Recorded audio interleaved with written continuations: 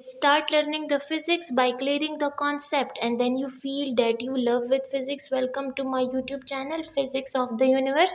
Class 11th physics की lecture series में आपको वेलकम करती हूँ। Chapter number 3 forces and motion को स्टडी कर रहे हैं और आज हम जिस टॉपिक से रिलेटेड करेंगे अपने कॉन्सेप्ट्स को क्रिस्टल क्लियर, वो है हमारे पास एग्जाम्पल 3.3 जो कि रिलेटेड है हमारे पास आई स्केट से। ठीक है, तो एग्जाम्पल को जो है वो स्टार्ट लेते हैं, पहले अपने क्वेश्चन को समझते हैं एंड देन उसके बाद जो है वो इसके सोल्यूशन की तरफ चलेंगे।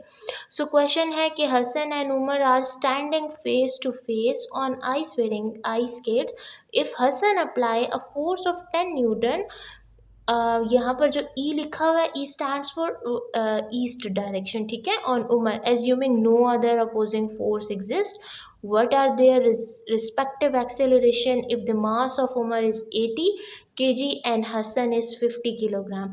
तो it's about the two boys के मतलब हसन एंड उमर जो कि फेस टू फेस खड़े हैं किसके ऊपर, आइस के ऊपर, और उन्होंने पहना हुआ है आइस स्केट्स। ठीक है, जो आइस के ऊपर जो जब आप चल रहे होते हैं, ठीक है, तो उसके लिए आपको एक प्रॉपर जो है वो जैसे आपके शूज़ वगैरह होते हैं, इस तरह बर्फ़ पर चलने के लिए आइस स्केट्स पहने जाते हैं। ठीक है, सो इसी तरह हसन और उमर एक दूसरे के सामने खड़े हुए हैं, फेस टू फेस खड़े हुए हैं और उन लोगों ने आइस स्केट्स पहने हुए हैं और ये कह रहे हैं कि अगर हसन जो है वो 10 न्यूटन की फोर्स अप्लाई करता है ईस्ट डायरेक्शन में, ठीक है, किस डायरेक्शन में, ईस्ट डायरेक्शन में जो है वो उमर के ऊपर 10 न्यूटन की फोर्स अप्लाई करता है। जबकि हम ये क्योंकि फिज़िक्स के स्टूडेंट है तो आपको पता है कि हमारे पास एयर रेजिस्टेंस होती है, तो ये कह रहे हैं कि सिर्फ हसन की फोर्स अप्लाई हो रही है, इसके अलावा हम ये एज्यूम करते हैं कि भाई कोई दूसरी फोर्स एग्जिस्ट नहीं कर रही। ठीक है, so assuming no other opposing force exist, कोई ऐसी अदर अपोजिंग फोर्स उसके ऊपर नहीं लगी। ठीक है, नहीं लग रही। So what are their respective acceleration, कहते हैं फिर बताएं कि इन दोनों का एक्सेलरेशन क्या होगा जबकि हमारे पास उमर का मास 80 kg है और हसन का mass is 50 kg। Once again I will repeat my words, Hassan and Umar दोनों एक दूसरे के फेस टू फेस खड़े हैं, उन्होंने आइस स्केट्स पहने हुए हैं।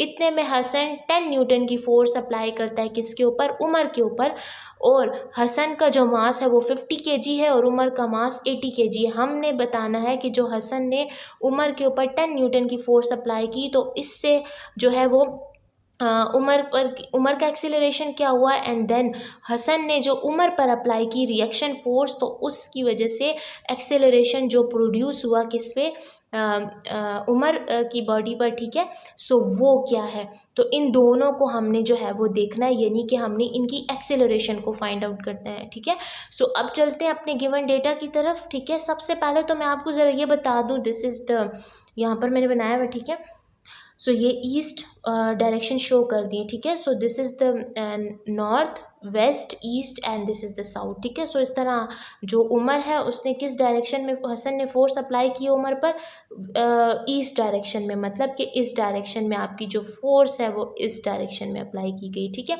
सो गिवन क्या था कि मास ऑफ हसन, तो mass of Hassan is what, it is represented by mh। ठीक है, m for mass, h for Hassan and it is equal to 50 kg।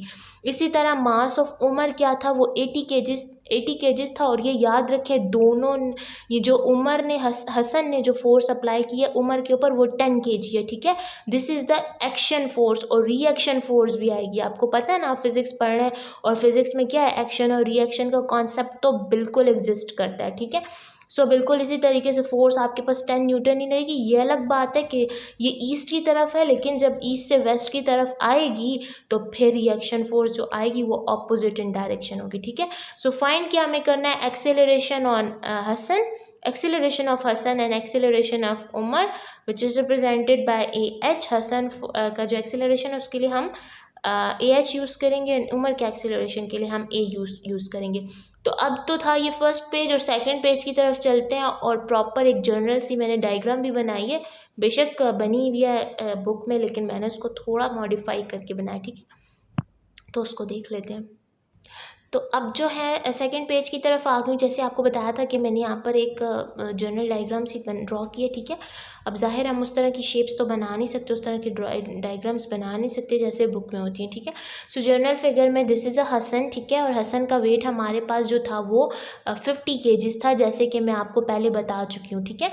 तो हसन का वेट आपके ऊपर हसन, ठीक है, एंड देन जो है वो 50 kgs इसका वेट। हसन ने एक फोर्स अप्लाई की ईस्ट डायरेक्शन में, ठीक है। किस डायरेक्शन में? ईस्ट डायरेक्शन में। ये इस तरफ पर है आपका ईस्ट डायरेक्शन, ठीक है। मैं अगेन बना भी देती हूँ यहाँ पर। This is the north, west, east and this is the south, ठीक है। तो ईस्ट डायरेक्शन में क्या कर रहा है हसन ने? एक फोर्स अप्लाई की है, ठीक है। किसके ऊपर? उमर के ऊपर, ठीक है। तो ये ईस्ट डायरेक्शन में जाएगा, इसलिए मैंने यहाँ एक्शन फोर्स लिखा और यहाँ पर लिखा भी है कि वो 10 न्यूटन की थी। अब हसन है, उसका वेट 50 kgs है, उसने जो एक्शन फोर्स अप्लाई की वो 10 न्यूटन की ईस्ट डायरेक्शन में की। बिल्कुल इसी तरह जो इस पे एक्सीलरेशन प्रोड्यूस होगा वो आपके फोर्स के ऑपोजिट डायरेक्शन में होगा, ठीक है। क्योंकि यहाँ पर उमर भी तो इस पे फोर्स अप्लाई करेगा ना, ठीक है। तो उमर फोर्स अप्लाई करेगा, वो इधर से उसकी फोर्स आएगी तो जाहिर है इसको पीछे की तरफ पुश मिलेगा, ठीक है। अच्छा, उमर है तो उसका वेट जो है वो 80 kgs है, ठीक है। और रिएक्शन फोर्स उसकी क्या आएगी? ईस्ट से वेस्ट की तरफ आएगी, तो ये जाहिर है इक्वल मैग्नीट्यूड की फोर्स होगी, लेकिन क्योंकि ऑपोजिट डायरेक्शन से आ रही है तो -10 आएगा, ठीक है। और इसका जो एक्सेलरेशन जाहिर है हसन भी एक फोर्स अप्लाई करे 10 न्यूटन की, तो यहाँ जो एक्सेलरेशन प्रोड्यूस होगा, जिस डायरेक्शन में आप फोर्स प्रोड्यूस करेंगे उसी डायरेक्शन में आपका एक्सेलरेशन प्रोड्यूस होगा। ये बॉडी, ये पेंसिल इधर पड़ी है और इधर से अगर पीछे से मैं फोर्स दे रही हूँ तो बिल्कुल सामने जाएगा, सीधा एक्सेलरेट करेगा, ठीक है। और एक्सेलरेशन का आपको पता है, मैं पीछे बता भी चुकी हूँ, एक प्रॉपर लेक्चर भी दे चुकी हूँ और बार बार बताती रही हूँ कि एक्सेलरेशन क्या होता है, वेलोसिटी के अंदर जो चेंज होता है उसको बता रहा होता है, ठीक है, विद रिस्पेक्ट टू टाइम। इसके अलावा बहुत ईजी वर्डिंग में अगर आपने सुनना है तो वो ये है कि जो हमारे पास वेलोसिटी में, जो आपके पास एक्सीलरेशन की जो टर्म है कि भाई एक बॉडी की वेलोसिटी में स्पीड में कितना चेंज आ रहा है और उस स्पीड की वजह से वो जो डायरेक्शन में कितना चेंज आ रहा है, तो बोथ फैक्टर्स इंक्लूड होते हैं एक्सेलरेशन के अंदर, विच is the speed and direction, ठीक है। अब आ जाते हैं कि हमने भाई फाइंड क्या करना था। ये जो एक्सेलरेशन प्रोड्यूस हो रहा है Hassan, acceleration of Hassan and acceleration of Umar, इन दोनों की वैल्यूज़ फाइंड करनी है। तो एक्सेलरेशन ऑफ उमर के लिए सबसे पहले हमने एक्सेलरेशन ऑफ उमर की हेडिंग दी, and by Newton second law of motion. हमने Newton second law of motion में पढ़ा था कि भाई एक फोर्स, जितनी ज़्यादा फोर्स अप्लाई करोगे बॉडी में उतना ज़्यादा एक्सेलरेशन प्रोड्यूस होगा। ऐसा ही था कि जो आपकी फोर्स थी, force is directly proportional to the acceleration, और साथ ही साथ ये भी पढ़ा था कि acceleration is inversely proportional to the mass. ऐसा ही था। तो सबसे पहले तो मैं आपको बता देती हूँ कि जितनी फोर्स अप्लाई करेंगे उतना एक्सेलरेशन प्रोड्यूस होगा, बॉडी उतनी ज़्यादा जो है वो एक्सेलरेट करेगी, ठीक है। यहाँ तक हो गया। लेकिन एक और बात है कि अगर बॉडी का मास ज़्यादा होगा, बॉडी का मास क्या होगा? ज़्यादा, तो एक्सेलरेशन आपके पास कम प्रोड्यूस होगी, ठीक है, क्योंकि मास ज़्यादा है। अब by Newton second law of motion F is equal to ma, और for Umar acceleration we put u in the subscript of m and u, ठीक है। फोर्सेस दोनों की मैग्नीट्यूड वाइज सेम है, इसी वजह से फोर्स ऑन उमर के लिए हम यहाँ पर u नहीं लिखेंगे, या फोर्स ऑन हसन के लिए यहाँ h नहीं लिखेंगे।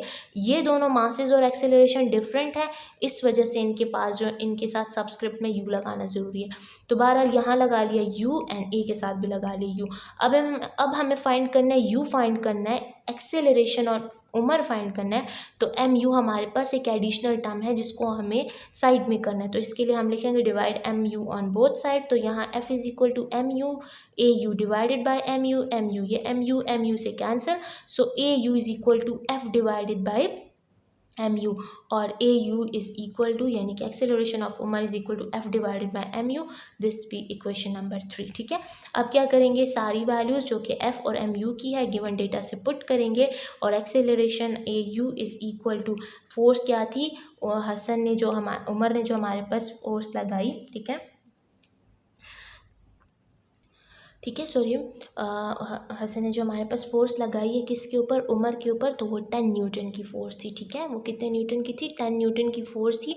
तो यहाँ पर हमने पुट किया au is equal to, force की जगह पुट किया 10 न्यूटन, ठीक है। किसने लगाई? हसन ने पहले लगाई थी, ठीक है।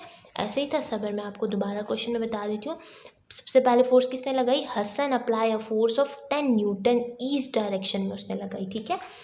इधर से उसने अपनी फोर्स लगाई किस डायरेक्शन में, ईस्ट की डायरेक्शन में, यानी कि इस डायरेक्शन में, और कितने न्यूटन की, 10 न्यूटन। तो इसीलिए यहाँ पे हमने 10 न्यूटन किसके ऊपर लगाई, उमर के ऊपर लगाई, ठीक है, 10 न्यूटन।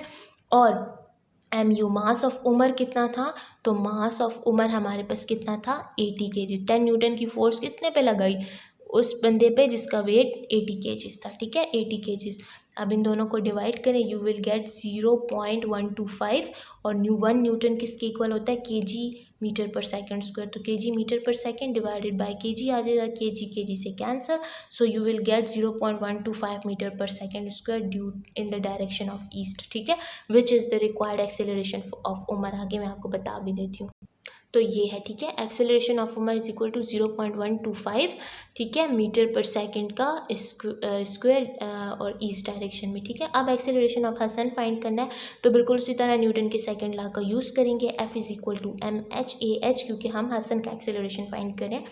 अब divide both side by a जो है वो mh करेंगे, this is not a, this is m, ठीक है, mh करेक्टेड, ये बाय मिस्टेकन हो गया था, mh। तो divide both side by mh करेंगे, so you will get f divided by mh is equal to ah, और ah is equal to f divided by mh। बिल्कुल इसी तरह वैल्यूज पुट करें, ठीक है, किसकी, f और mh की। फोर्स हमारे पास क्या थी, 10 न्यूटन। अब ये याद रखें कि अब जो आपके पास ये जो है आपके पास जो अब फोर्स अप्लाई हो रही है वो ऑपोजिट डायरेक्शन में, उमर अप्लाई कर है किस पे, हसन पर अप्लाई कर है, ये मैं आपको यहाँ बता रही हूँ।